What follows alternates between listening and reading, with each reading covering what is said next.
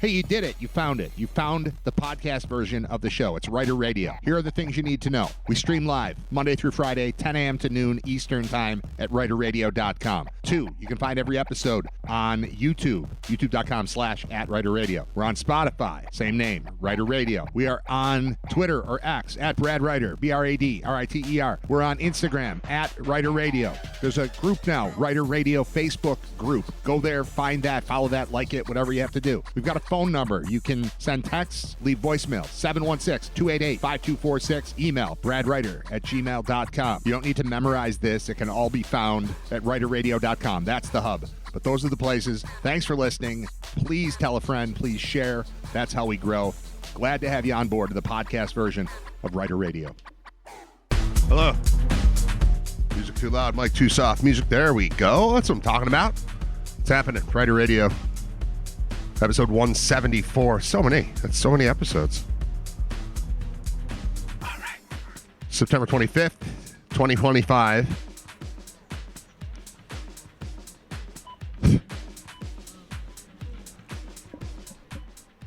So, I'm going to say it's well documented. If you listen enough, you know I've said this a bunch of times. I have the whole show planned out. Generally speaking, I've got this little chart that I use. Actually, I got to print some more. We're running low. Might only be up to 175. What do we got left? Yeah, I got one more. Got one more. I got to print more. Look, this is going to be 175. It's on pink paper. You always use pink paper. That makes it smarter. It sounds better when it comes off of pink paper. I don't know, we got a case of pink paper. Not a case, what do you call it? A ream of pink paper for free at some point. I'm like, I don't care. I print stuff out, and then I read it, and I throw it away. That's all I do. I print out sheets for this. I print out sheets for UB. Read all my little commercials and stuff.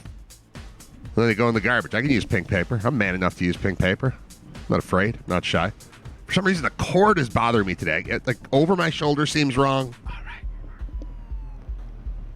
Under my left arm seems terrible, but maybe I'll just hang there.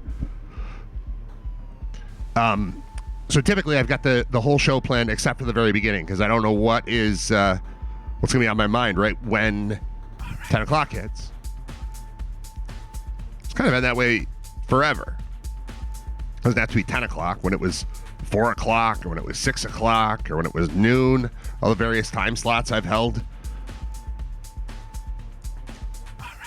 The show is best if it's flying by the seat of my pants to start.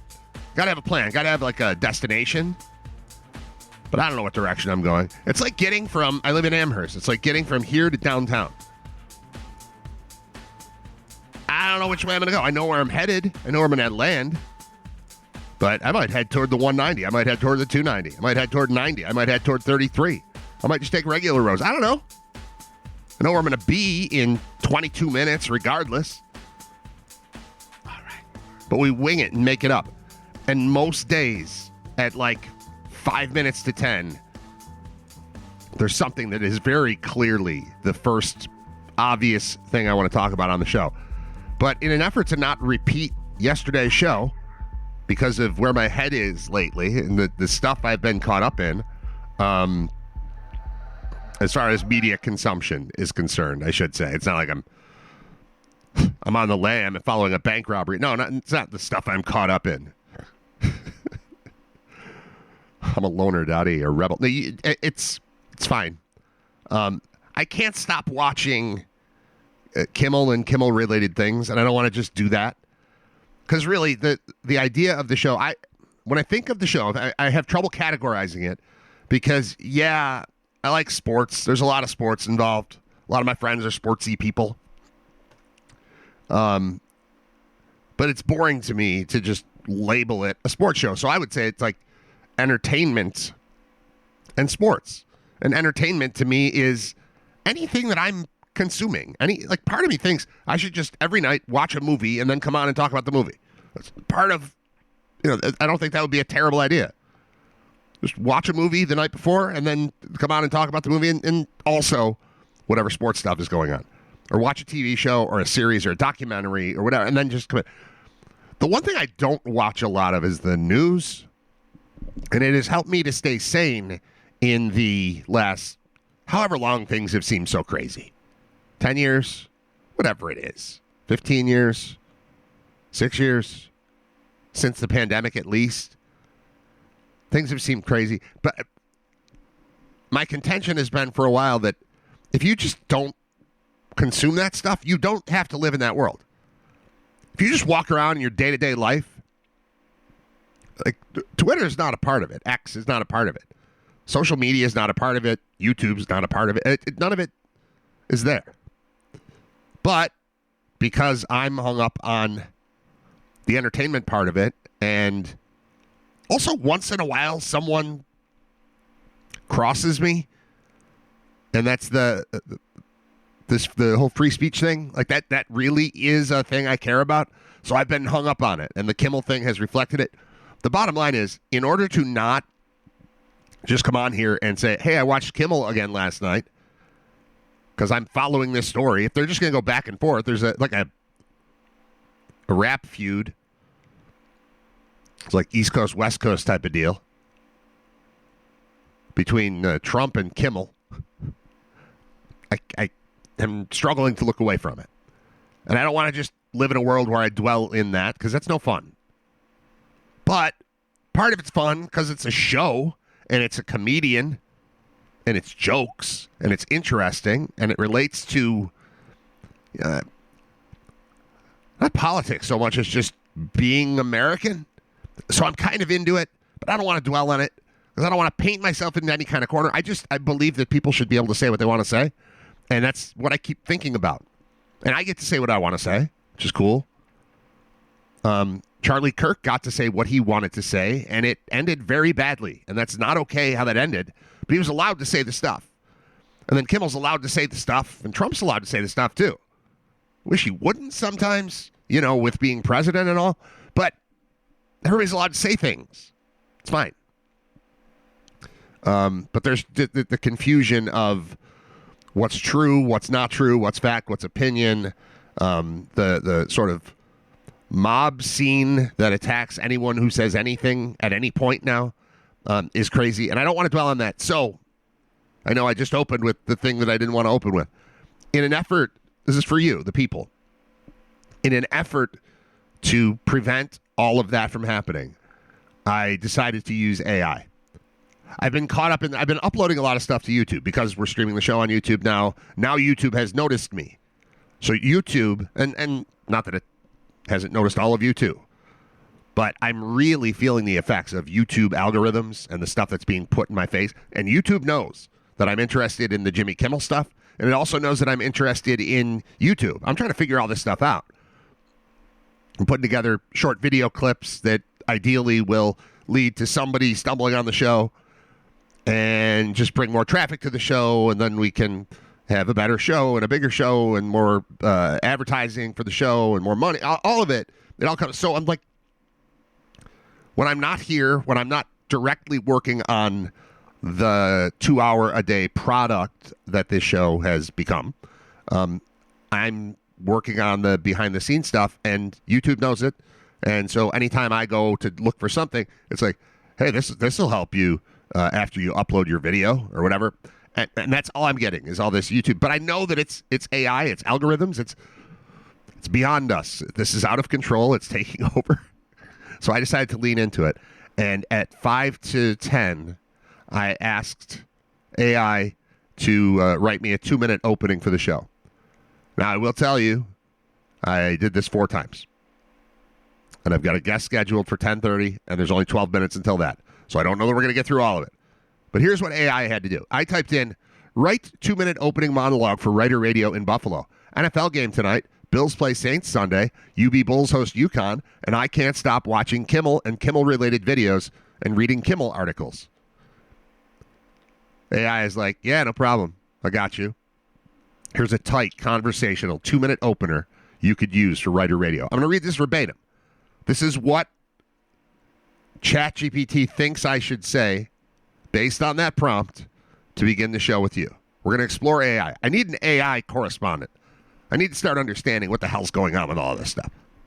But for now, we're going to play the fun game of letting ChatGPT write a 2-minute open for the show. All right, so this is what it would sound like if we just started the show that way. Rappers Delight Hip Hop, hibbity hibbity hip hop pop. This song comes on.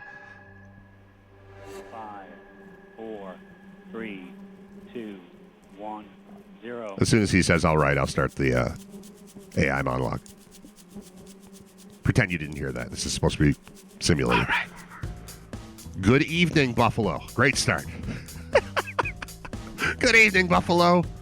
Welcome in to Writer Radio. I'm Brad Writer, and yeah, it's one of those weeks where the sports calendar feels like it's bursting at the seams.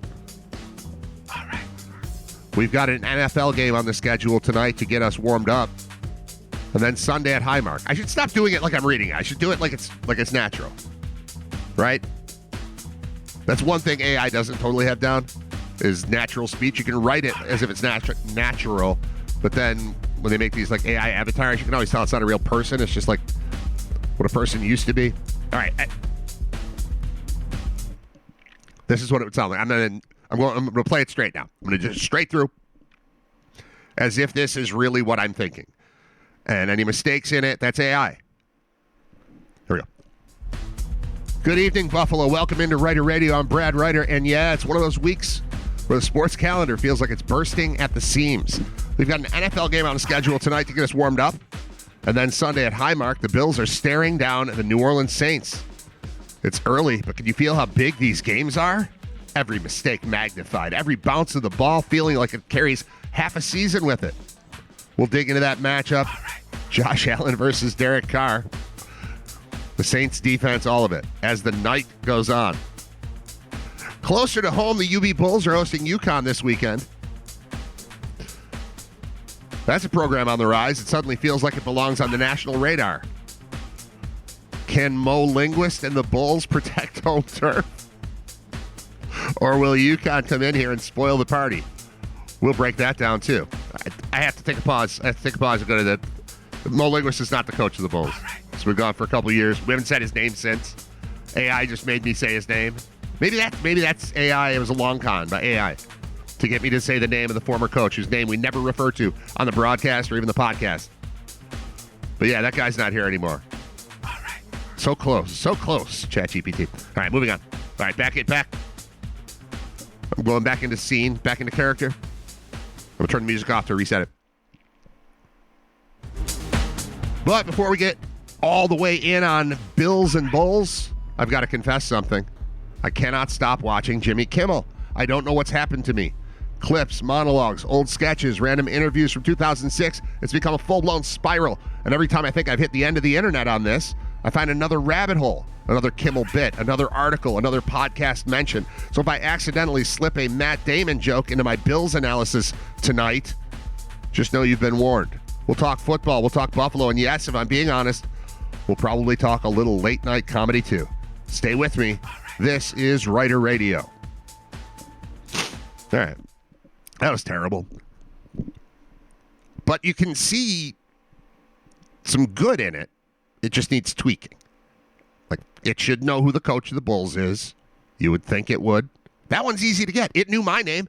I didn't say, I'm Brad Writer and I host Writer Radio. I said, write a 2-minute opening monologue for Writer Radio in Buffalo. And it's like, good evening. I'm Brad. So it knows I'm Brad, but it thinks it's nighttime. Something. There's something there. It's just not all there. So then ChatGPT says to me, and if you've opened up this app at all, it's pretty fun. If you're not relying on it for life, it's fun. So it writes that whole thing. It goes, hey. It didn't say, hey, I added that part. Now I'm giving artificial intelligence to the AI.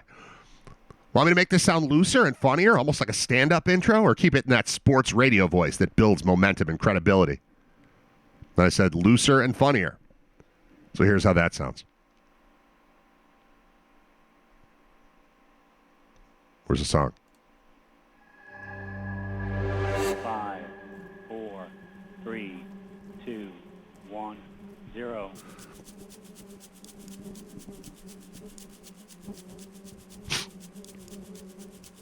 All right. All right, Buffalo, here we go. Welcome to Raider Radio. We've got football everywhere this week. There's an NFL game tonight. I won't spoil it, but let's just say you probably already know which teams because you checked your phone 5 times today. Sunday, of course, Bills Saints. Derek Carr coming to town. You know it's serious when Derek Carr is involved. Nothing says drama like a quarterback who looks like he should be selling you a truck with 0% APR financing.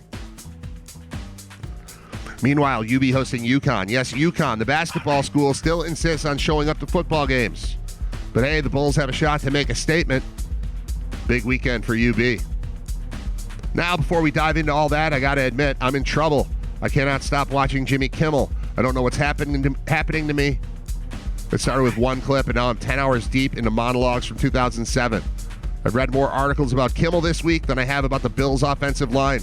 At this point, if Sean McDermott walked in here right now, I'd ask him what his favorite Kimmel bit is. So if tonight's show somehow turns into a breakdown of Matt Damon's fake feuds instead of Josh Allen's deep ball, don't be surprised. That's where my brain is living right now. Bills, Bulls, Saints, UConn, and apparently Jimmy Kimmel. Strap in, Buffalo. This is Raider Radio. All right. Positive on that. This is where my brain is living right now. Sounds like something I might have already said on the show, and this was written 5 minutes before the show. So that's good. It's in my head a little bit. It knows my voice a little bit. Is it listening to the podcast? I don't really write a lot, so it wouldn't know me from that, and it's still getting a little bit of the tone. That was better. It then asked me, do you want me to punch this up with a couple more local Buffalo references? Food, weather, Bills fandom quirks, so it feels even more inside jokey for your listeners? And I said, punch it up. What I meant was, hell yeah, ChatGPT, go for it. And they say, perfect. Here's the same opener, but with some extra Buffalo flavor, local quirks, and a few more laughs punched in. All right, we're examining AI here on Raider Radio. This is what the opener of the show would have sounded like on take number 3 from ChatGPT, writing me a 2-minute opening monologue. Buffalo, what's up? That's Jim Rowe. Buffalo, what's up? It's Raider Radio. Right. Big week, big weekend. There's an NFL game on tonight to get us warmed up, and then Sunday, Bills at Saints. I'm not going to do that voice anymore. Derek Carr is coming to town, and look, I don't want to be mean, but doesn't Derek Carr look like the guy who tries to sell you siding for your house at the Erie County Fair? I mean, that man was born to hand out business cards next to the funnel cake stand. Timeout. Zach Morris, timeout. How does it know I worked in a funnel cake stand at the Erie County Fair when I was in high school? How did you know that, ChatGPT? Or did you just get lucky? Maybe you got lucky, but Erie County Fair and funnel cakes being mentioned in the same paragraph as writer. That's something. All right, continuing. Back to ChatGPT. UB's got UConn at home this weekend. Yes, the UConn Huskies, who still act like they're a football school. Spoiler alert, they're not. But hey, they'll get their wings at Duff's. They'll pretend they like lake effect snow, and then hopefully UB sends them packing. Speaking of wings, can I confess something before we go too far? I have a problem. I cannot stop watching Jimmy Kimmel. Like, seriously, I'm 10 hours deep into YouTube rabbit holes. Old Kimmel monologues, Matt Damon bits, Cousin Sal pranks. I've read more Kimmel articles this week than I've read about the Bills' offensive line. That's dangerous because Spencer Brown might get Josh Allen pancaked on Sunday, and I'll be sitting there like, yeah, but remember that time Kimmel dressed up as Karl Malone? So if tonight's show sounds like a mix of Bills breakdowns, UB chatter, and late-night comedy fan club meeting, Sorry. Take 2. So if tonight's show sounds like a mix of Bills breakdowns, this is so stupid, UB chatter and a late night comedy fan club meeting, that's why. Pour yourself a Loganberry, grab a beef on weck, and buckle up. This is Raider Radio. All right. ChatGPT is like, do you want me to add in a quick weather jab too? It feels like no Buffalo monologue is complete without complaining about the forecast. And I said, add a reference to Cal Raleigh hitting a 60th home run. Okay, here's the updated, funny, Buffalo-flavored opener with a Cal Raleigh 60 home run reference baked in. This is the last one. Buffalo, what's up? It's Raider Radio. I'm going to try to do this one exactly in my voice. I'm going to be as sincere as possible on this one. That's the plan. And I got to get through it quickly because my phone's about to ring. We're going to have a guest. It's going to be cool. But I got to get through this. All right, here we go. Totally straight. As if this is real. As if I'm trying to fool you with AI. As if this is the show. Here I go. Buffalo, what's up? It's Ryder Radio. All right. We got a full plate tonight. NFL game on the schedule. And then Sunday, Bills at Saints. Or Bills and Saints. Sorry. Saints at Bills. Derek Carr coming to town. I swear, Derek Carr looks less like a quarterback and more like the guy who corners you at the Erie County Fair trying to sell vinyl siding. If he starts passing out business cards in Section 335, don't say I didn't warn you. I have to pause this one. When I had season tickets, I sat in 335. That's crazy. UV's got UConn at home this weekend. Yes, that UConn, the basketball school that still insists on playing football. They'll get their duffs. They'll complain about our weather, then hopefully head back east with an L. Meanwhile, in baseball, Cal Raleigh just hit his 60th home run. Cal Raleigh. When I hear that, all I can think is imagine hitting 60 bombs and still being less famous in Buffalo than the guy who invented Loganberry. Speaking of obsessions, here's mine. Jimmy Kimmel. I cannot stop. Monologues, clips, Matt Damon feuds, Cousin Sal pranks, you name it. I've read more about Kimmel this week than the Bills' offensive line. Which is dangerous because Spencer Brown could let Allen get flattened Sunday, and I'll be like, yeah, but remember when Jimmy Kimmel dressed up as Karl Malone? So if tonight sounds like a mashup of Bills talk, UB chatter, Cal Raleigh moonshots, and a Jimmy Kimmel fan club meeting, welcome to the ride. Grab a beef on whack, pour a Loganberry, and settle in. This is Ryder Radio. So that's what it would have sounded like if AI wrote my opening monologue here. Then it says, do you want me to lean harder into the absurdity of Cal Raleigh being the home run king, like comparing it to some random Buffalo thing, say Mighty Taco or Snowblower Records, to make it land as a bigger laugh line? Sure, you can do that. Yeah. I'm going to type yes. Then I'm going to turn off this song. Then we'll go to the phone to talk to our good friend, Dave Dombowski, because this is like the fourth time, fifth time maybe he's been on, and it's coming. It's happening. The tournament is Monday. Dave Dombowski, our good friend. What's up, man? How are you? Good, Brad. How are you doing this morning? I'm doing great. Are you in Winnipeg? Is that right? Yes, I am in Winnipeg currently. We just had a show last night and just at the hotel lobby hanging out. And I'm glad to be in Winnipeg now than in December where the weather might be a little different, in December. I've heard bad things about that trip for people who travel with the Buffalo Sabres. It's kind of an outpost, kind of not a place you want to hang out for an extended period of time in like January, February. Dave, we're 3 days away, 4 days away. We're 4 days away from the Back Tee Golf Classic, the tournament that you put together at Gowanda Country Club. It is sold out. It is a rousing success so far. But how's the pressure from Winnipeg, knowing you've got to be in Gowanda on Monday as you continue to tour as a drummer? It's not too bad. All the logistics are done. As long as I don't have any trouble with my luggage like I did on the way to this tour, we should be okay. I think you do need to tell that story before we get back into the tournament. What happened to you in Chicago and Minneapolis? Just break it down.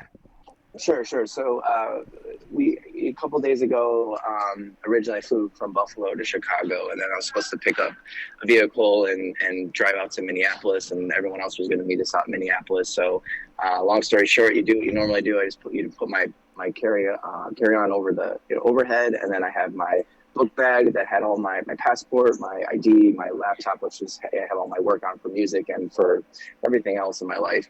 And put that underneath the front of the seat like you normally do on a flight. Got into the air, didn't even pay attention, went to grab my bag to start doing work. And I was like, oh, this is funny. This is my bag. And I tapped the guy on the shoulder. I go, hey, man, have you seen my bag? He goes, and he literally looks at me and goes, oh, I thought that bag was from the previous flight, so I gave it to the flight attendant. So I asked him, I go, what? And I asked the flight attendant, do you have this Pelican bag? And he goes, oh, that gentleman told me that it was from the previous flight. So he just assumed that this is from the previous flight, so it was they kept it in Buffalo at the gate. So I flew into Chicago with no ID, nothing my whole entire life. And I was, I couldn't even, so then at that time I'm thinking like, okay, I can't even pick up the van. I can't get him in a hotel. So I just had to wait and logistically figure everything out until when's the earliest they can get the flight. So of course it was like 7 hours later. So I kind of hung out at the Chicago airport for about 7 hours and waited till my bag came in.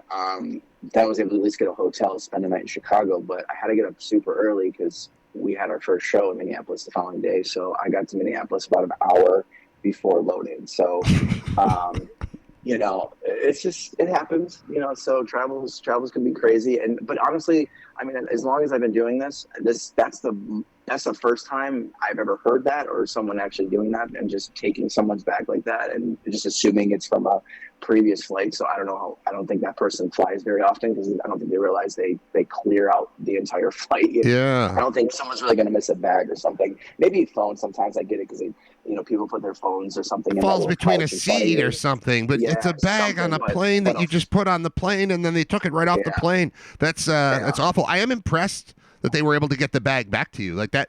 I had one missing luggage problem ever. I don't even know where I was coming back from, but the bag, took 10 days to get back to Buffalo. You were able to hang out in Chicago and wait for a bag to get there. That's pretty good. Hey, catch people up real quick Sure. on who you tour with and like what the musical background, because I've had you on a bunch, but not everybody listens to every show.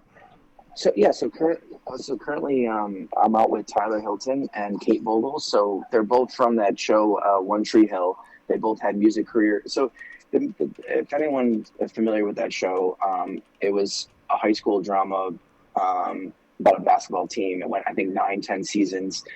They brought in a lot of characters throughout the years that were genuine. They're musicians that had record deals, and back then a lot of labels were trying to get their artists in different ways of promoting their music, so whether it be on a TV show or sync or something like that. So Tyler and Kate were both those situations. They both had record deals at the time when they were like 18, 19 years old, and they got put on the show, and their fans from the show loved their characters so much that they basically stayed on the entire time. So right now they're in that 20-year nostalgic of the show and their music, so they do really well together as a duo. So we're doing a world tour. Like the beginning of the year, I did just a tour with Tyler, and it was great. We went around Europe and the U.S. and Canada, and now Kate's involved. So we're starting in Canada. We're doing about a 2.5 week run in the East Coast in December, and then next year we'll be in New Zealand, Australia, possible Asia, Europe again. So it's like kind of do like a one full cycle year tour. So it's been fun. Yeah, it's been fun. And then previous to that, the last 4 years I was out with Avril Lavigne, a fellow Canadian. So I've been lucky to work with a lot of really great artists, and they're all differently unique in their own ways.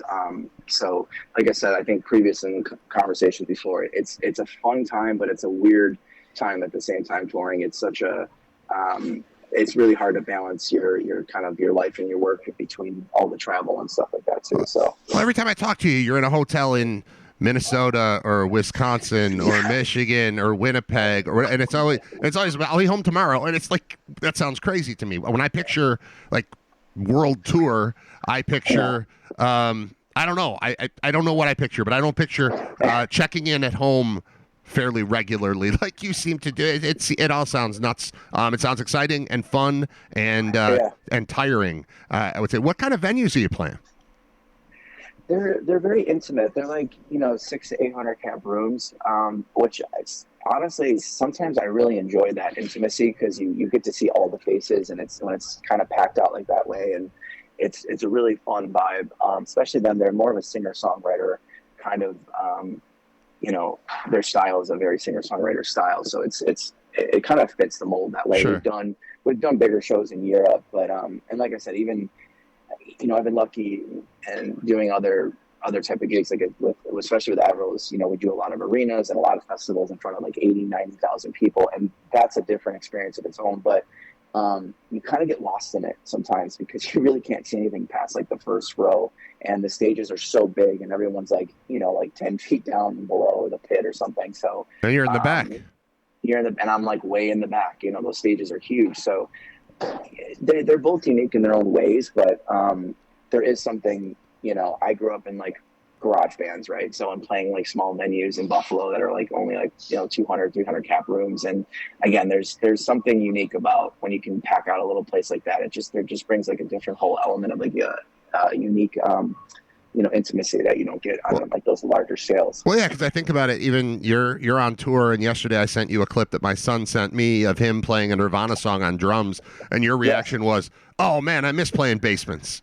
Like that's like that's where it all starts. You just kind of get in a room with your friend or your neighbor, and you're just kind of, there's no like worry in the world. There's no one telling you what you have to write at a certain time and deadlines, and there's no pressure. It's just, and I think that's where like all the great music is created, when there's none of that pressure, because it's a lot of pressure, especially for a lot of these artists that I don't think people realize, like when they put out a great first record, it's like now that's the standard, and it's so hard to stop. Your second records are very hard to manipulate or to emulate what you did in that first record, and that's why it's an omen too to a lot of artists and bands that they're able to do it for 20 plus years, because it's not easy to continue to put out records and have fans come all the time, and that's one thing I love about working with Tyler and Kate is their fan bases, they're so diehard, because you got a mix of the One Tree Hill fans.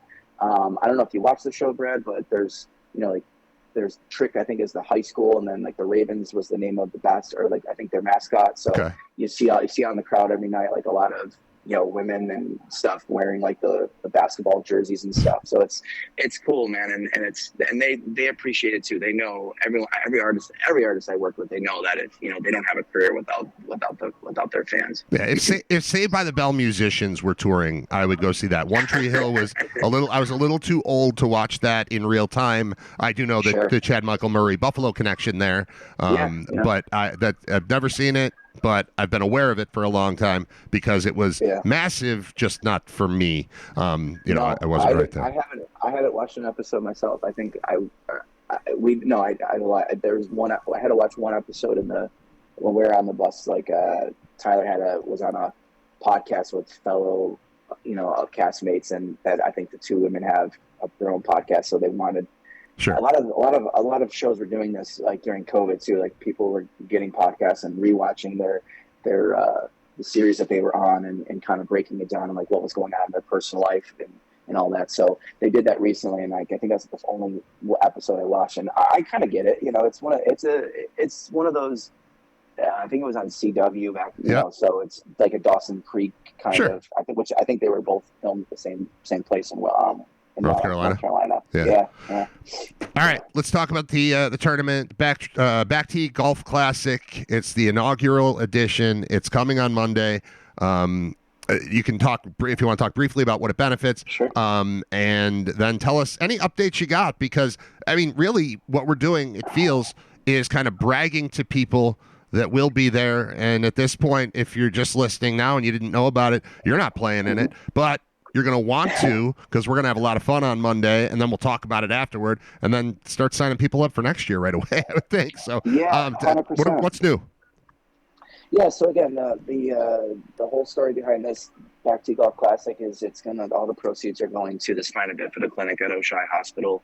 I'm currently in the process of starting my own foundation. It's near and dear to me because I was personally affected with spina bifida, and just to give it overview again, it's a birth defect that is caused in your spine in the woman's womb. It's an open spine, and the severity of it can vary from very mild to severe. So that's what makes research really difficult, because there's such a wide variety of the cases where it can be. I'm very lucky where I had a mild case, but there's a lot of children that are not so fortunate lucky that are don't have all the resources, and the families with insurances, and maybe need walkers or wheelchairs. So my main mission here is to kind of have Western New York, Oshai Spina Bifida Clinic, to be like the one-stop shop for not only Western New Yorkers, but a lot of people out of the greater New York or outside of New York area can come here and get all the resources they need, whether they need grants or help with their insurance or the proper equipment or see the proper doctors. Because again, with it being such a wide variety of different variables, like it might only affect someone, their feet or orthopedic or or neurology or urology. So it's making sure that we have all those doctors on staff too, so they can see a one-stop shop for everybody too. So that's the cause, or that's the reason behind this whole tournament. And as far as the tournament, I've only lived back home in Buffalo for the year, and I've been overwhelmed with the amount of reception that I'm getting with the support of this event. And I think that's just moments of Buffalo too. It's you don't get that in other big cities. Like I lived in LA and New York and Nashville, and I think that's what's so special about Buffalo is if it's for a great cause, people rally even if they don't know you. So yeah, we sold out pretty quickly. We're gonna have 144 golfers. I got about 30 volunteers on staff that day. We have my good friend Thomas Ian Nicholas, who you had on your show. He's Kevin Myers and Henry Rowengartner from Rookie of the Year. He's going to be golfing with actually you, Brad. So congratulations, and he'll be part of your foursome, and then we'll be playing. He's actually a musician as well. So after dinner, we'll be doing a live Thomas Nicholas set for about 45 to an hour. We potentially have some Bills players that are going to come in throughout the day, just depending on how things go on Sunday. I just can't specify specifically what names are going to be potentially popping up. Well, we don't need a mob scene just showing up at Gowanda Country Club, just stalking Buffalo Bills, but this is all happening. Yeah, we got some former Bama, or some current lacrosse players as well that are going to be in this tournament. We'll have a silent auction with some really cool prizes. We're going to have about, right now, I think we just counted about 35 to 40 normal raffle gift baskets. We'll have a car giveaway. Town Ford was really supportive, and they're doing a car giveaway for a hole-in-one par 3. We'll do a couple closest to the pins on the other par 3s. We'll do along the stride prize. We'll have the door prize, lunch, dinner. So the whole nine. It's come together really well, and I've been really, like I said, just been overwhelmed with the support, which has been great. It's the idea here is going to be the first of many, and even if you, again, are not going to be in this tournament now, you can still go to backteegolfclassic.com, and you can go on. There's a waiting list, and then you will have like first bid then to like next year's entry basically to that waiting list. Oh, and I forgot, sorry, we're also having a putting contest, cash prize putting contest. So when everyone comes in to register, you'll be able to do like a 3-hole putting contest. We'll take the lowest score, even if they're tied.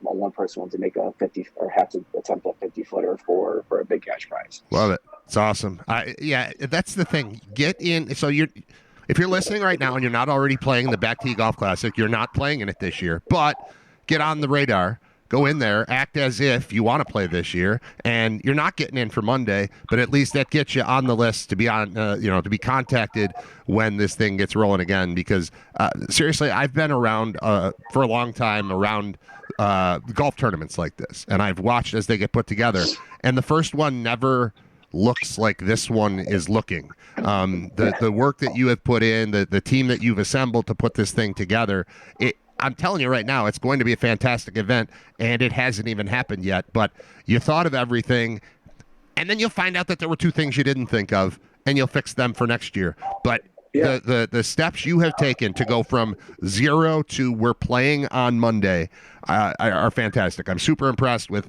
how you've been able to put it together, especially with being out of town for as long as you were, to come back here and kind of rally the troops around what's a great cause, something that's very important to you and near and dear to you. And I love it. I love all of it. I think your heart is in the right place, and I think you've got a great idea here, and so far so good on executing it and turning it into something that I think is going to be fantastic on Monday out at Gowanda Country Club. Thanks, Brad. Yeah, I have to shout out, all my family members and my friends, and my cousin Vinny, he's a Buffalo-born guy, but he's been living in Carolinas for the last 10 plus years. But without him and family, I wouldn't, like you said, right? I had to put a strong enough team that's kind of done this and knows the ins and outs and logistics of how to run a tournament. Because I've been nonstop touring since February of this year, and so it was a lot to juggle, but anything else though, it's just been so much fun because there's such a bigger picture here. It's just going to be very rewarding at the end to know that hopefully I have an impact on, a future generation of family and kids, and I can hopefully help them, get all the resources they need so they can live out their full life and potential too. So. All right. Well, Dave Dombowski, I look forward to seeing you. Enjoy the rest of your what's left of the tour here before coming home. We'll see you on Monday so that you can get back on tour, because you got to fly back here to play golf and then get right back out on the road. As I understand it. Yeah, I'm flying out today. Going to be in Toronto and driving from Toronto to Buffalo, and then have the event. And I'm literally that next day I have to fly back into Vancouver. Luckily, it's only for like another 5 days. So. But yeah, it's gonna be worth it. It'll be great, and it looks like the weather's is holding up. It's gonna be an awesome weekend. So I look forward to seeing you there, Brad. And thanks again for having me on. I appreciate it, man. We'll talk to you soon. I'll see you on Monday.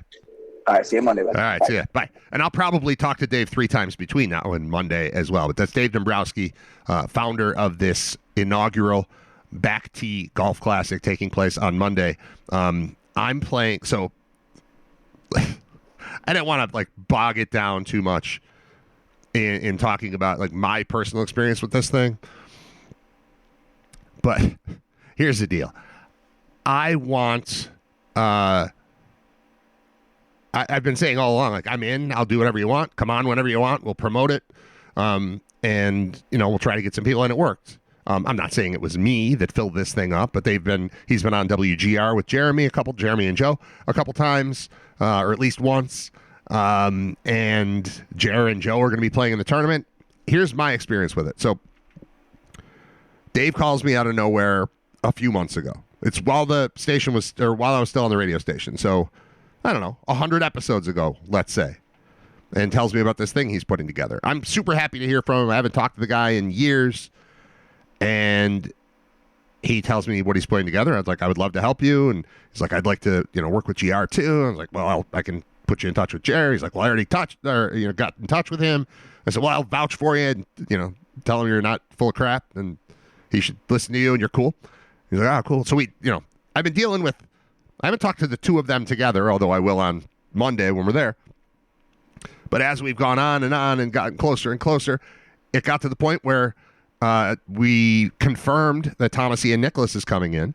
That's Henry Rowengartner from Rookie of the Year, who's a hero in my house. I have 3 boys. We've been watching this movie their whole life. Kids baseball movie. Who doesn't like that? We did that as our movie night at our Little League last year. Come on out and sit in the outfield and watch a movie on a blow-up screen late at night. Kids love Henry Rowengartner.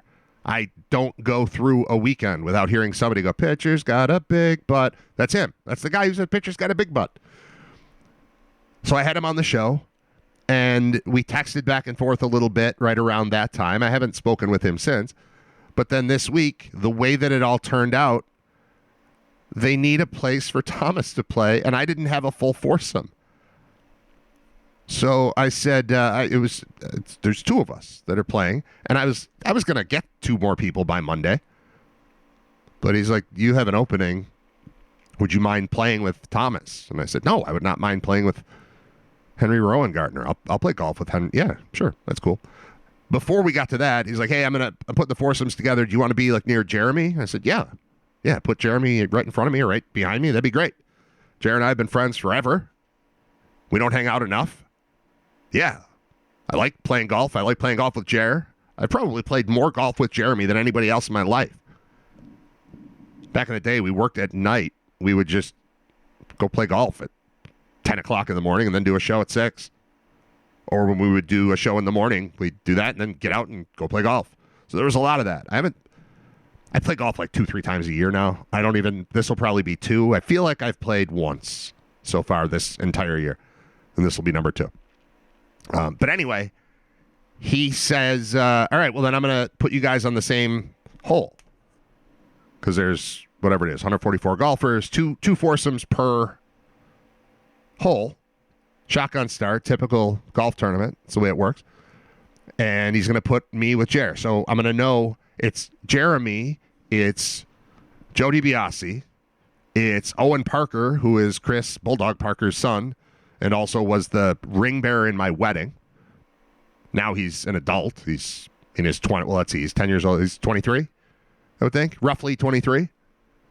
Just a big 6'7" former goaltender. And then somebody else. I'm not sure who the fourth is. It was a guy I didn't know that Jared told me. But anyway, so it's them. It's me. It's Mark Gaughan, who is Bob's brother. Very available, good golfer. He's played Augusta, so I like having him in my foursome.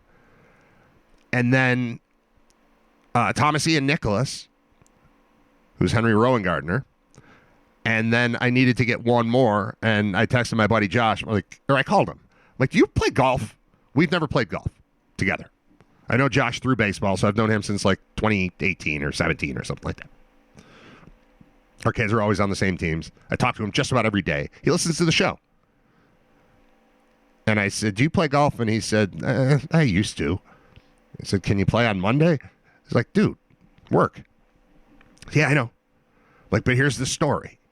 It's going to be me and Mark Gaughan and you, and we're going to find somebody else, and it's going to be cool, and I'll pick you up, and it'll be fine.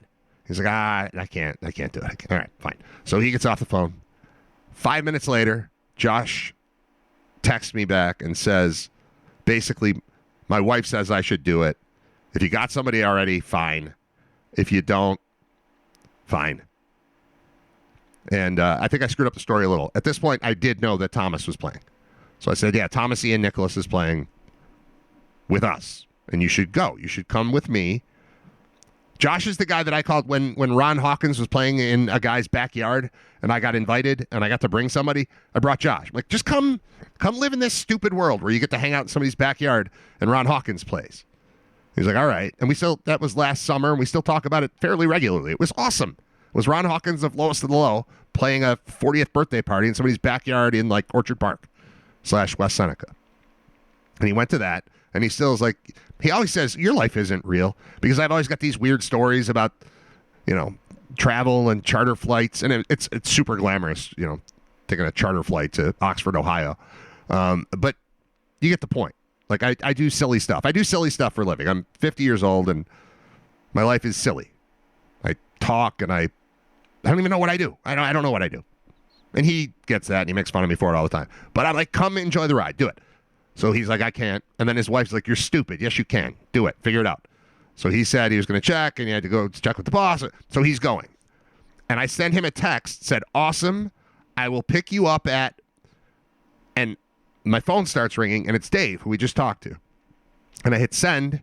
I'm sorry. I'll pick you up at, and I quickly type 9:15 and hit send, because it's a 9 o'clock check-in. It's an 11 o'clock tea time. Shotgun start at 11. And Gowan is about an hour away. So if I get him at 9:15, we get there at 10-ish. And then it's a nice casual, you're not in a rush to hurry to get to your tea.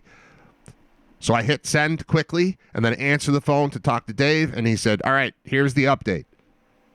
Oh, now I know what it was. I said, we're probably going to play with Thomas Ian Nicholas. So Dave calls and he's like, yeah, confirmed on Tom. Tom is going to play with you. But I have a really big favor to ask. I was like, all right, what's going on? I said, is it possible that you could pick up Tom at the hotel and drive him to the country club? And I said, absolutely. Yes. And I told him where I live. He's like, all right, I'll try to put him somewhere near your house or near the airport or something. So the current situation is not just that I'm playing golf with Henry Rowengartner. It's that I'm leaving my house, going to a hotel, picking up Tom, a.k.a. Henry Rowengartner, a.k.a. Kevin from American Pie, and then he's going to get in my truck. Then we're going to drive to Josh's house in Cheektowaga and pick him up. So I'm bringing Henry Rowengartner to Josh's driveway, and then we're going to get Josh, who, sorry, dude, Josh is a big guy. He's my size-ish. And you're sitting in the back of the truck. I'll maybe make Tom move the seat up a little or something. I'm not moving up. So, sorry, big man. You're going to be in the back seat for this particular trip. I would never do this to you otherwise. Although maybe as a celebrity, he's used to riding in the back. Right? Limos, Ubers, cabs. It's kind of like that. But I'm not doing that to him. Unless, that'd be weird. What if I get him at the hotel and he's like, no, I'll sit in the back? That'd be weird. So anyway, that's my Monday, which means I'm not sure what's going to happen for the show. There might just not be a show, although it's the day after a Bills game, so maybe I'll record a show at night and play it, but it might be on YouTube, but not the Mixler app. I'm not positive how it's going to work because I'm legit going to be arriving in Gowanda at 10 o'clock, which is when the show would start on Monday. So I'll figure it out. I might have to have my wife come down and hit play on something to start the show, but we'll get it. The show will exist. There's a chance it doesn't exist live on Monday, but there will be something there to remind you that everything is okay. Because I'm not going to not do a show, but I'm also not going to try to stream live as I'm getting set up to tee off at the Back Tee Golf Classic with Henry Rowengartner, Mark Gaughan, and Josh. So that's what I'm up to. That's what I'm doing on Monday. And it was a whirlwind of information coming at me yesterday, but I don't know. Sounds pretty cool. I mean, what are you guys doing on Monday? The golf part was cool. The playing with Tom part was cool. The part where it's like, hey, could you give him a ride? Like, yeah, sure. So that's my job. I'm a chauffeur for Henry Rowengartner. I know he's more than that. But to me, he's that guy. He made, and I think I said this to him when I had him on the show a couple months ago. He like grounded American Pie for me. American Pie was obviously hilarious, but like super raunchy, and like he was the nice guy that you could relate to. And he was pleasant because I had watched him play. I was going to say Little League, but I had watched him play Major League Baseball for the Cubs already a couple years earlier. And then all of a sudden he's in American Pie. Like, I like this guy. This guy's nice. So now I'm going to play golf with him, but first I have to pick him up at a hotel, take him to Josh's house in Cheektowaga, and then we'll get on the thruway and head to Gowanda Country Club, which I hear is great. I've never been, but I'm looking forward to playing it. All right, that was a straight hour of radio. I haven't taken a break. I haven't played a song. I've got one in mind, though. You might hate it. My wife hates it. I tried to convince her that it's funny. She didn't find it funny. Tuesday night, we play trivia. It's me and John Fuller and Dan Cave and sometimes Bob Gaughan, although we haven't seen him for a while, but I'm sure he'll be back. That's our team. But then in addition to that, my kids are into it. I'm raising some,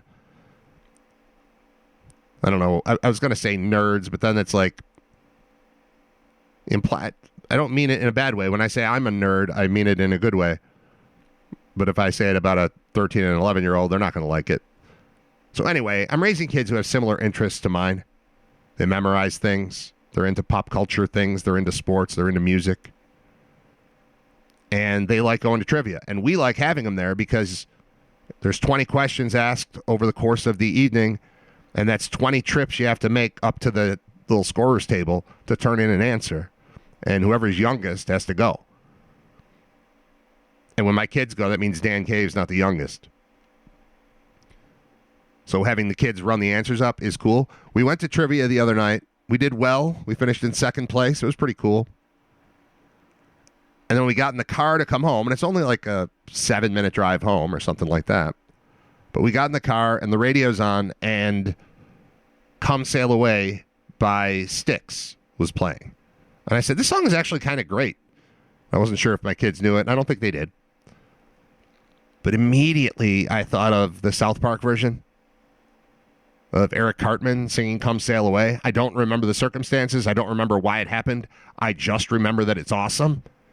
And I was able to find it online I converted from the Styx version. We were at a red light. I was like, no, we got to switch. And I switched to the Cartman version, and they were laughing hysterically the entire rest of the ride home. I was actually crying. I was laughing so hard while driving. in part because it's so funny, but also in part because I'm introducing a 13 and 11-year-old to a song from the 70s, sung by a cartoon character from the 90s that they're familiar with, but they didn't know this particular thing. And I decided right then that the next day, which was yesterday, I was going to play this song on the show because it's that funny. And then I forgot. But I've got it today. So we're starting with Eric Hartman singing Come Sail Away. You'll probably hear another song or two before I return. It's episode 174 of Writer Radio. Thanks to Dave Dombowski for joining me and inviting me out to the golf tournament to play with Thomas Ian Nicholas on Monday. We'll have a lot of details on that on Tuesday, I'm sure. And I'll figure out what's going to go on with the show on Monday, but we might miss a show. All right. We won't miss a show. It'll be different. I'll be back. It's episode 174 of Writer Radio. This portion of Writer Radio has been deleted for the podcast version. If you want to hear everything that happens, listen live weekdays 10 to noon at writerradio.com. If you could name the third song I played and pronounce it correctly, spell it correctly, you win a copy of my latest album. Signed by John Bonham. So we did Come Sail Away. That was Cartman from South Park. And then it got cut off. It wasn't the full version. I apologize. There's a 5-minute and 31-second version that had me in tears, despite the fact that I've known about this thing for 25 years. Just because I was exposing my kids to it. And it's so funny. They were laughing hysterically. You know what else made them laugh hysterically? They were doing... So we went to dinner last night. First we went to a volleyball game. I've never been to a kids volleyball game. It was my first experience with that. But what we've done, it's kind of funny. So I grew up in West Seneca. We lived in Cheektowaga. It's not North Towns or South Towns. It's just towns. It's the middle. It's right in the middle. Get off the thruway, there's my house. That was easy. But my wife grew up in the North Towns. And I mean, I guess West Seneca is almost Orchard Park, so it's almost South. But so it's definitely not north. Cheektowaga is right in the dead center. My God, what was my point? So we live in the North Towns, and those of our friends who reside in Cheektowaga or south of there, many of them consider this to be like a foreign land way up here in Amherst. And for that reason, anytime, and we still play baseball in Cheektowaga. So we drive, sometimes it's 20 minutes. It's usually closer to half an hour, depending on time of day, to get to our home ballpark in Cheektowaga. And I hate it, but I'm used to it. It's just a part of it. Baseball takes longer for us. A 2-hour game, plus be there half an hour early for people who live in the neighborhood. That means, all right, I could leave my house at 20 after 5, and I'll be home at 10 after 8. For us, a 6 o'clock game means leave the house a little before 5, and we'll be home a little after 8:30. So it's a little more commitment. As such, anytime any of our friends' kids, or our kids' friends, which are kind of the same thing, when you play sports in the same league for long enough, my kids' friends and my friends' kids are kind of the same thing. But when any of the kids are playing, especially now that some of them are getting into school ball, when anyone's playing something near my house, we try to go to it. I mean, what else are you doing at 5 o'clock in the afternoon other than go watch your friend, if you're a kid, or your friend's kid, if you're an adult, go play volleyball. So I went to my first ever modified volleyball game yesterday. And I haven't changed my shirt from when I went, but let me put this up there. That's my West Seneca East Trojans shirt. I went and watched the Trojans of West Seneca East take on the Will South modified volleyball team at Mill Middle School. And I wore my East shirt despite the fact that my kids go to Mill. I don't think my wife was very happy about it when I came downstairs. But respect your roots, man. I don't know any kids on that Will team. I knew 2 of the kids on the East team, and they won. Congratulations to the Trojans for their middle school victory, the modified volleyball victory yesterday. It was fun. It was fun to go watch that. I'll go watch anything. We go to a lot of baseball, but stuff in gyms, it's way easier. It's way more peaceful. It's way calmer, especially if I don't have to coach and my kids aren't playing. I'll go hang out. I went and watched varsity field hockey for the first time. Rooted for Hamburg because my nieces play for Hamburg. Both of them play for Hamburg. And they lost. They lost at Will North. But when the Southtowns teams come here, it's like when a band comes to town.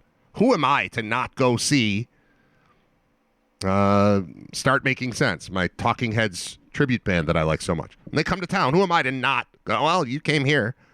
So the least I can do is go there. It's like when a friend is in town. And my friend is in town from Boston. He's here for 3 days, staying at a hotel downtown. Who am I? He came all the way to Boston. Who am I to not go the other 8 miles to go hang out with him?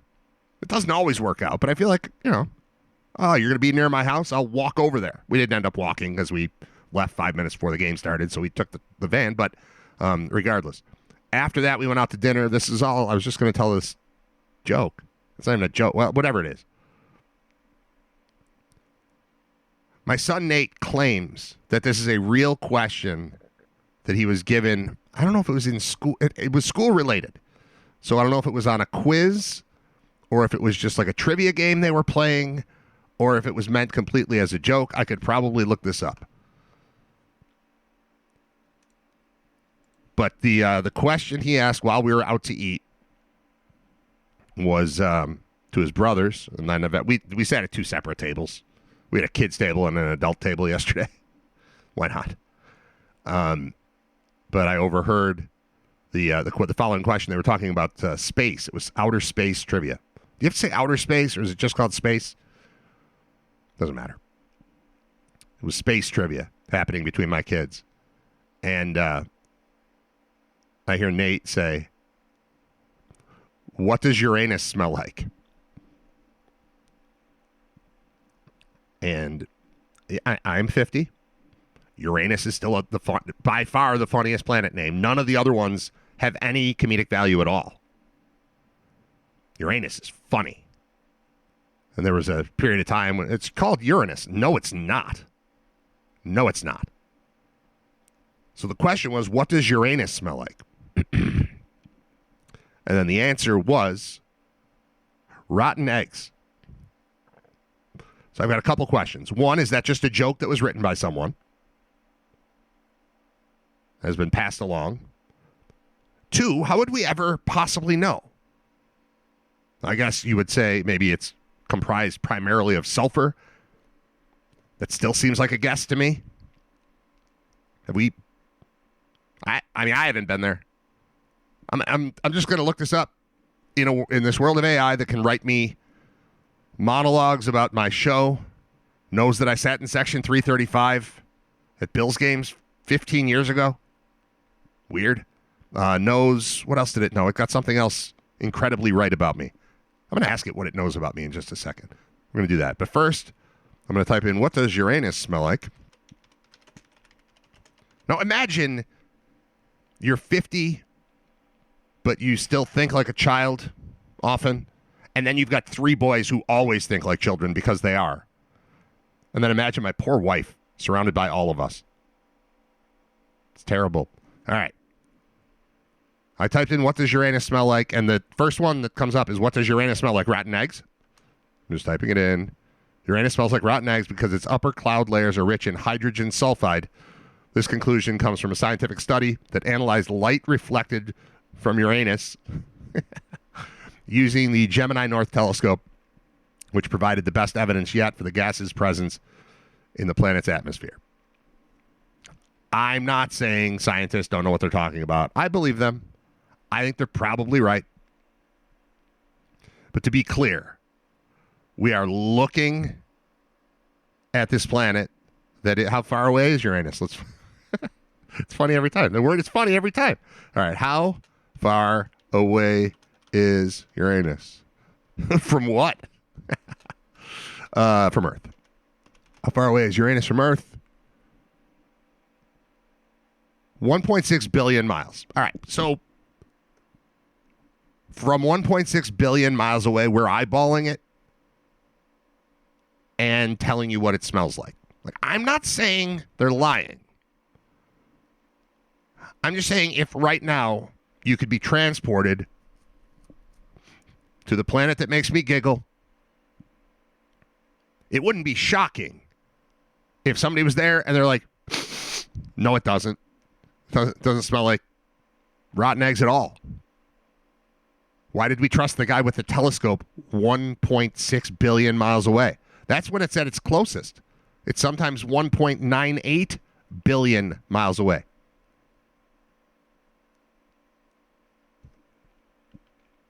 The distance varies because orbits are not perfect circles.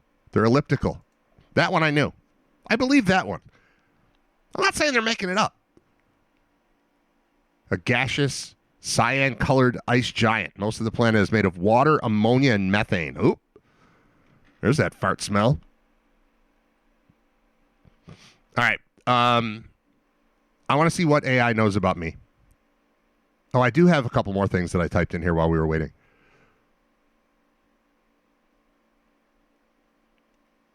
All right. So if you missed the start of the show, I asked AI, here was the initial prompt. I said, write a 2-minute opening monologue for Writer Radio in Buffalo. NFL game tonight. Bills play the Saints Sunday. UB Bulls host UConn, and I can't stop watching Jimmy Kimmel and Kimmel-related videos and reading Kimmel articles. And then it gave me a first take, and I was like, you want me to make it funnier? I'm like, yeah, sure. You want me to do that? Add some Buffalo stuff? Yeah, okay. And then it asked, do you want me to lean into the absurdity of Cal Raleigh being in the home run king, like comparing it to some random Buffalo thing, say Mighty Taco or Snowblower Records, to make it land as a bigger laugh line? I said, sure. And then we did that one, and I added Cal Raleigh. He hits his 60th home run last night, and the most interesting thing about Cal Raleigh hitting his 60th home run, there are, I think, 4 games left. Almost everybody's got 4 games left before the season's over. A couple teams have 3. Seattle, I believe, has 4. So he's at 60. The number 60 used to be a magical home run thing because that was Babe Ruth. And when McGuire and Sosa were chasing it, it seemed as though 60 was a magic number, 61 was also a magic number, but 60 was kind of the real one. They're both real. There were 2 numbers to chase, 60 and 61, but they were blown away so many times and so often it felt that as I heard Cal Raleigh was approaching 60, I thought, that's not that big a deal. List of 60 home run hitters single season. This is absolutely elite company for a 5th-year kind of middle-of-the-road type of player until this year, where he has gone nuts. Single-season home runs, these are the only people who have hit more. Bonds, Sosa, McGuire, Judge, Maris, Ruth. And then Ruth hasn't hit more, so Judge and Maris. He's tied with Ruth, 9th. And it's 9th, but that's because Sosa did it 3 times. McGuire did it twice. And Bonds went nuts and hit 70. Judge just did it a couple of years ago, 2022. He had 62. But I found it interesting that this guy, 60 home runs, a switch hitting catcher, hit 91 home runs from 2022 to 4, which is not terrible. I mean, it's. I looked up his baseball reference, and he had 35 and 26. So this is not complete. This isn't Brady Anderson going from 6 to 50. I don't think anybody suspects anything. I think he's having a good year. At least that's the way it's being portrayed. Seems like a pleasant story. So anyway, this thing asked about Cal Raleigh, and I said, I skipped that. And instead I went to right and wrong things for Brad Ryder to bring up in conversation with Thomas Ian Nicholas when spending a full day with him playing golf. We've spoken by phone and have a mutual friend, but don't actually know each other. I've got it. It feels like a date. I can feel that by Sunday night, certainly Monday morning, I'm going to be like nervous picking him up like we're going to the prom. And really, I'm just taking him to Josh's house to get Josh and some golf clubs and then go play golf in Gowanda. No big deal. We've got the right and wrong things to bring up. So that's on the list. But I want to know, what do you know about me, Brad Ryder? Let's see what it knows about me. Here's what I know. You're Brad Ryder. You've worked in Buffalo sports media, radio, and podcasts. You're a football broadcaster for the University at Buffalo, and you've hosted or branded things under Brad Ryder. You've mentioned your family. Dad, 50. That's me. Mom, 44. 3 boys, ages 12, 10, and 8. Close, 13, 10, and 8. You're based in Buffalo, New York. A lot of your questions are Buffalo-centric. Bills, UB Bulls, weather, local food, local culture. Yeah. Sports fandom / work. Deep Bills knowledge. You cover UB football and weave UB ties into pitches and podcasts. You ask for stats and context on local sports, like Labor Day weather history and Dolphins-Bills data. Oh, it knows me from what I search for on here. Okay, that makes sense. Media and creative work. You do podcasting and broadcasting and sometimes want scripted intros and outros. Well, I just did that now. You've asked for logo design, promotional pitches, Hallmark-style movie blurbs, and other creative pieces. You like monologue-style openings that mix humor, Buffalo flavor, and national sports. Pop culture interests. You go down rabbit holes with stuff like Jimmy Kimmel. Don't just tell me everything I did today. You reference comedy, late-night TV, and occasionally movies. Okay.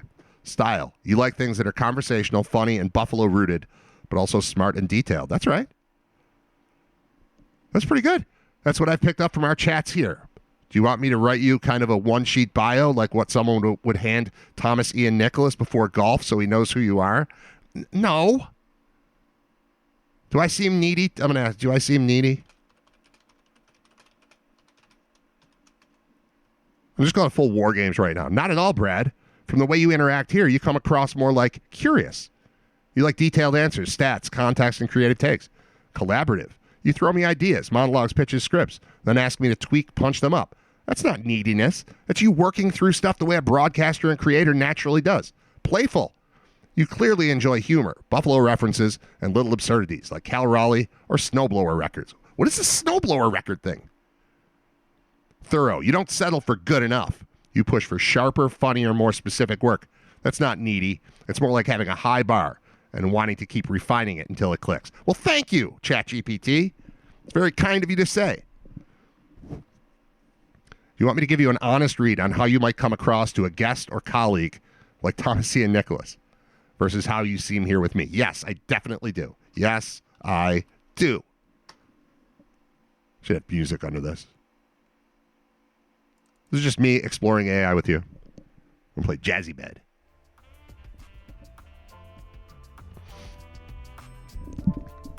ChatGPT is so concerned with Thomas Ian Nicholas right now. I am too a little bit. All right, here's my honest read, Brad. I should be doing this in the computer voice. Why am I reading?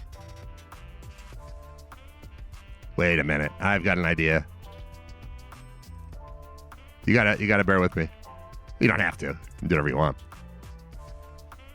Where is it? I saved that thing where it will just read in the voice. I don't know how to find favorites anymore. There it is. All right, let's hear what ChatGPT, how did it answer me? It's my honest read. It asked, do you want me to give you an honest read on how you might come across to a guest or colleague, like Thomas Ian Nicholas, versus how you seem here with me? He says, all right, here's my honest read. It's taking a second, but it's theoretically worth it. I'm going to do it in the, which voice should I use? An old-timey English priest? Yeah, perfect. All right, let's hear it. How you might come across to a guest or colleague like Thomas Ian Nicholas. Prepared and engaged. You clearly think ahead. You do your homework, and you bring ideas to the table. That makes you look like someone who respects their time. Well, thank you. Conversational. You've got a natural way of mixing sports, humor, and pop culture, so people are likely to find you easy to talk to. Thanks. Curious, Yeah. in a good way. You ask questions and actually listen. That makes a guest feel like you're interested in them, not joke. not just filling air, is what it says. And then it says, Buffalo proud, that hometown passion will shine through. It gives you an authentic voice, even to people who aren't from Buffalo. Well, thank you. It's very nice of you. All right, now it says, what to watch out for, where the needy could sneak in. All right, let's see here. Stick with the old-timey priest. I like the old-timey priest. Old-timey English priest. All right, ChatGPT, go on. Tell me where the needy might creep in my presentation to strangers or whatever it is that we're talking about. I don't remember. Oversharing enthusiasm. Traditional monarchy. Various cocoa. Oversharing, if you lean too hard into I'm such a fan territory, whether it's of their work, the Bills, or a random Kimmel clip, it can feel like you're trying to prove connection instead of just letting it happen. Overloading conversation, you have a lot of ideas and energy. On air, that's gold. On the golf course, leaving space for silence or for them to steer the chat can be just as powerful. Going too niche too fast, you love detail, stats, quirks, local references. I got cut off there. That's great, but if your guest doesn't share the same depth on that topic, it can feel like homework. I like that. You talk too much, shut up on the golf course. It's essentially what it said. Yeah. All right, the sweet spot. Here's what it says about the sweet spot for me. I'm trying to remember what the prompt was here. Do I seem needy? No. Here's my honest read on how you might come across to a guest or colleague versus how you seem here with me. And this is what is described by the old-timey English priest voice as the sweet spot. If you keep your energy where it usually sits, curious, funny, local flavored, but not overbearing, you come across as confident and engaging, not needy. The trick is pacing. Ask, listen, respond, and let a little air in. That's not bad. I could use... So one of the problems with doing a show all by myself is that my brain goes all over the place. And it's always out here, and I want to bring it back here. It's out there, bring it back. Out there. Idea over there, bring it back. Out there. Okay? That's me on a show. That's me in life. That's me by myself. That's me functioning as a one-man operation here. And while it's not... I don't have the video on. I could have had the video on this whole time. I apologize. There's a video. I'm acting as if I'm on video. I'm doing all these hand gestures and stuff for people who are watching, and then I wasn't even on. That's what I mean. One-man band. If there's somebody else that in the real world... Jimmy Kimmel's show came back, and that meant 200 people got to continue working. It takes 200 people to pull off a show like that. It's one of me. Maybe AI can be a program director. I've never... A consultant. Let's put it that way. I'm not going to let it be in charge.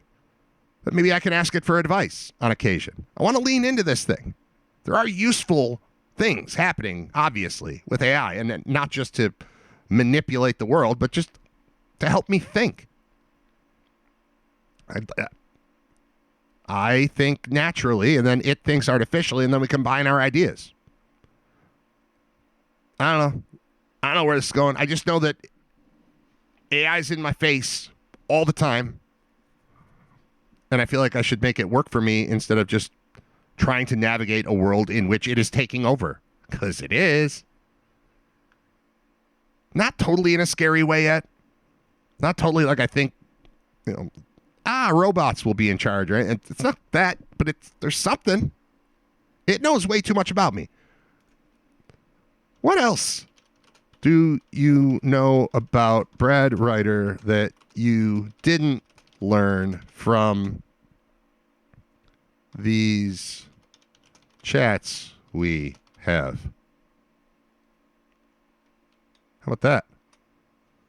See how scary it can get. I think it's too... Like, here's his social security number. I don't actually know anything about you beyond what you've told me in our chats. I don't have access to outside databases, personal records, or anything like that. So if I know you're a Buffalo broadcaster, UB football guy, or that you've got 3 boys, it's because you told me. What I can do, though, is connect dots based on how you write. Okay. You've got a radio podcasting background, means you likely have a long history in Buffalo media. You even branded Writer Radio. Yes. True. Ooh, hold on. Truth detecting. Good. All right.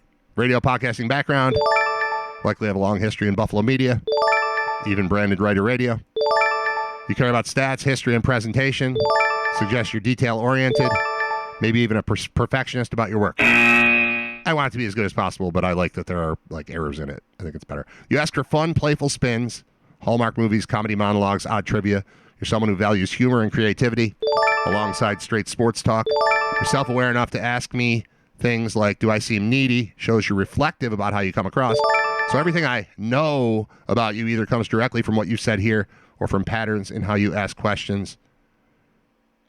Do you want me to lay out a quick profile of how you likely come across to an outside audience, say listeners or potential collaborators based on all this? No, I do not. I'm good. All right, I'm closing ChatGPT for today. That's enough of that. I'm closing Back T Golf Classic. I'm closing What Does Uranus Smell Like? I'm closing How Far Away is Uranus? I'm closing Most Home Runs in a Single Season. There's another 60 home run thing, and then I'm at, this is fun. Today in history, the Bill of Rights passed Congress. In what year? Come on. I'll wait for you. In what year did the Bill of Rights pass Congress? 1789. You knew that. You knew it.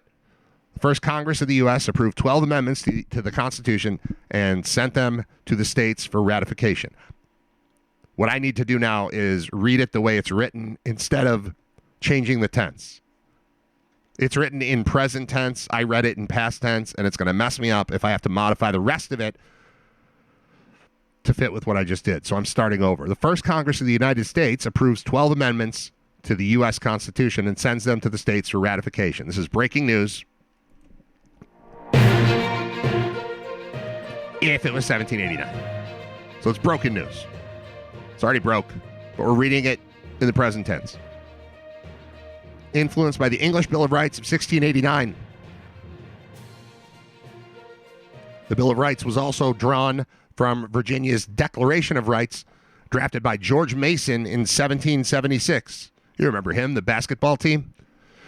Mason, a native Virginian, was a lifelong champion of individual liberties, and in 1787 he attended the Constitutional Convention and criticized the final document for lacking constitutional protection of basic political rights. In the ratification process that followed, Mason and other critics agreed to approve the Constitution in exchange for the assurance that amendments would immediately be adopted. December 1791, Virginia became the 10th of 14 states to approve 10 of the 12 amendments, thus giving the Bill of Rights the two-thirds majority of state ratification necessary to make it legal.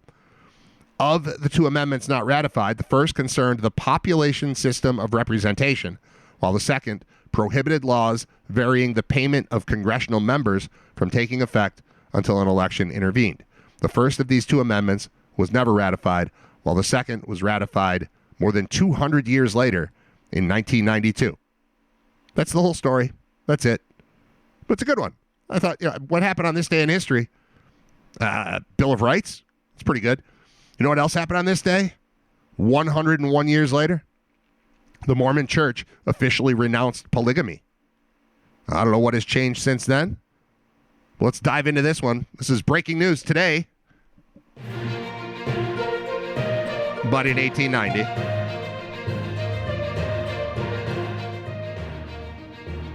September 25th, 1890, faced with the imminent destruction of their church and way of life, religious leaders reluctantly issued the Mormon Manifesto.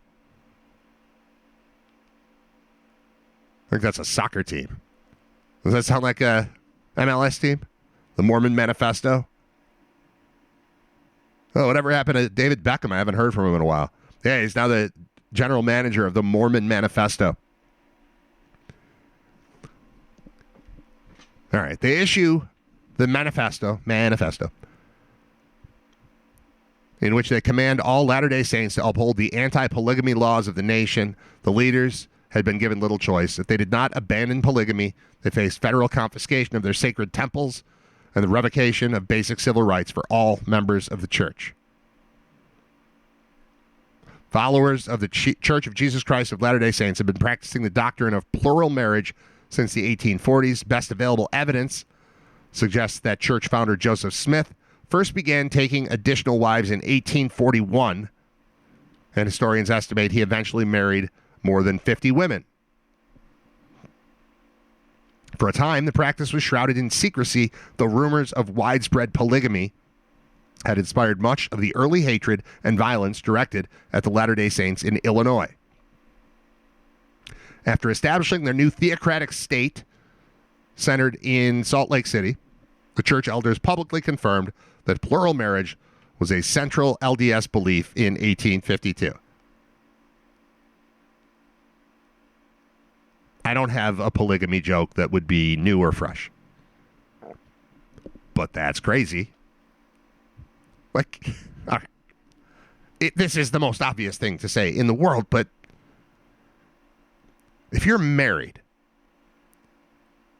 can you imagine thinking, this is cool,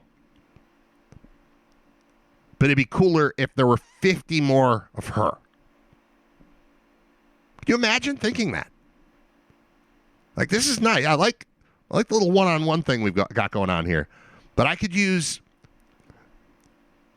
50 more people telling me what to do. I can't picture it. Doesn't seem like a good religion.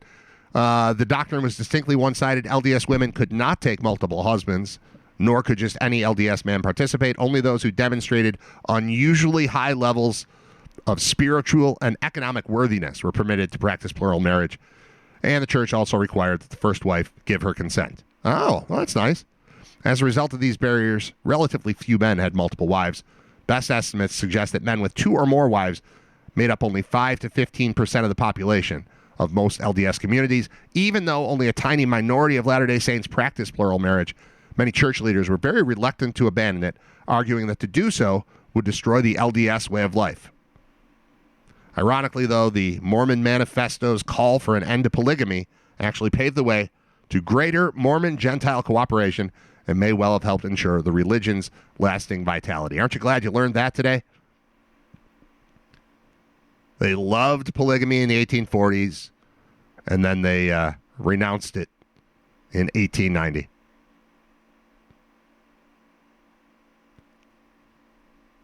There's a thing on the screen. This is clickbait. I'm not going to do it. It says, there's only one ad. This is the History Channel. History.com. There's only one ad on the whole page about Mormon church renouncing polygamy. And it's it looks like an article, but it says advertisement right at the top of it. And I'm still tempted to click on it, but I'm not going to click on it. It says Monica Lewinsky, 51, flaunts her huge size in new bikini, ... And then the picture of her is 100% not from her being 51.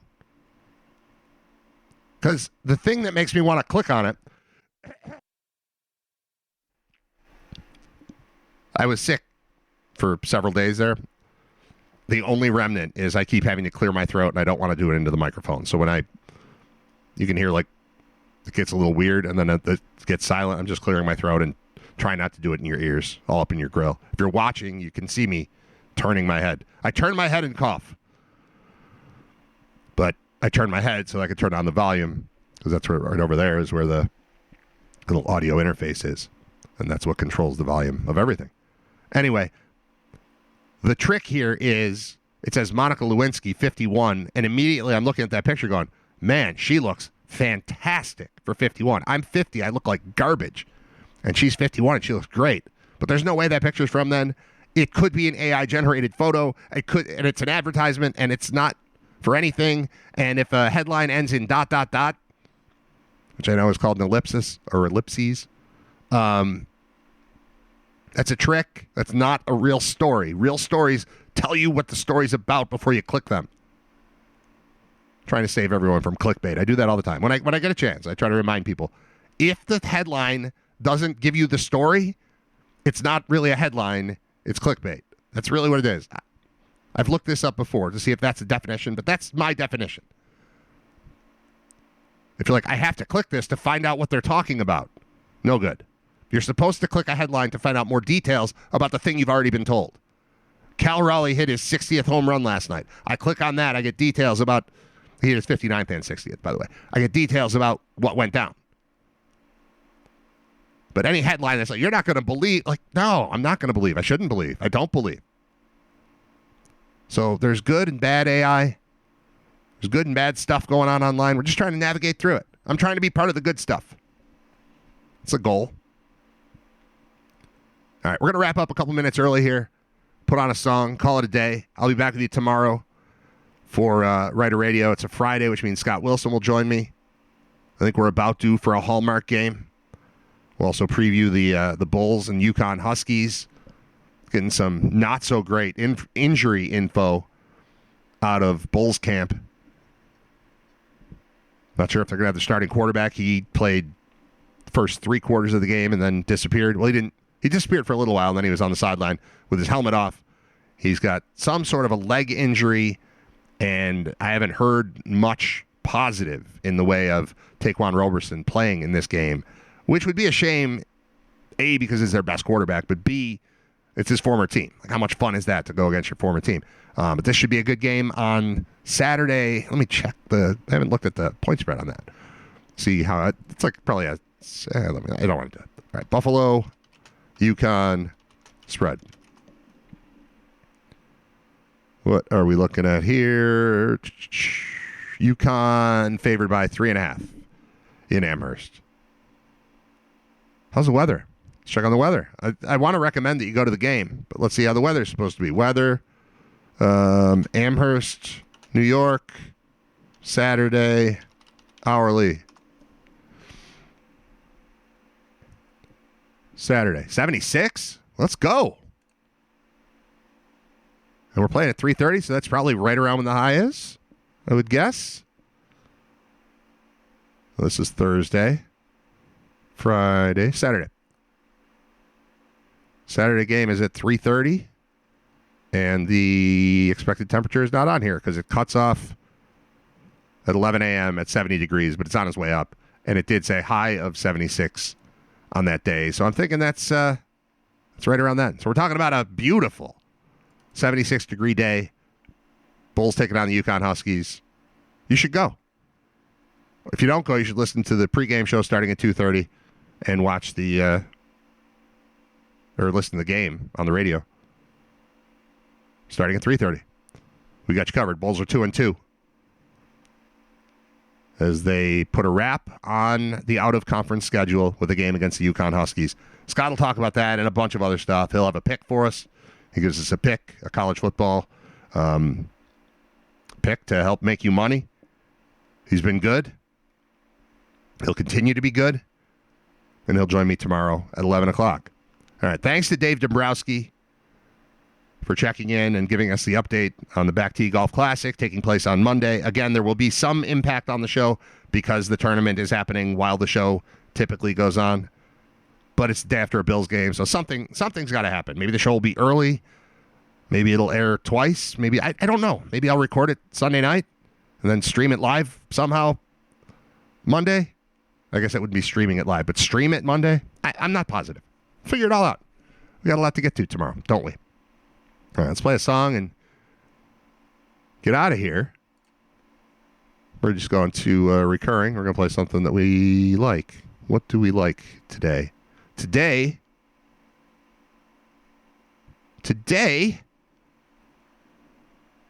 we like Faith No More. What are you doing for lunch? I don't know. I have a turkey sandwich. We're gonna go around the corner. I think you should come with us. This is a great place. Okay. We brought you a shirt. Will you get out of here? Will you get out of here? Will you? Now, will you go to lunch? Go to lunch. Will you go to lunch?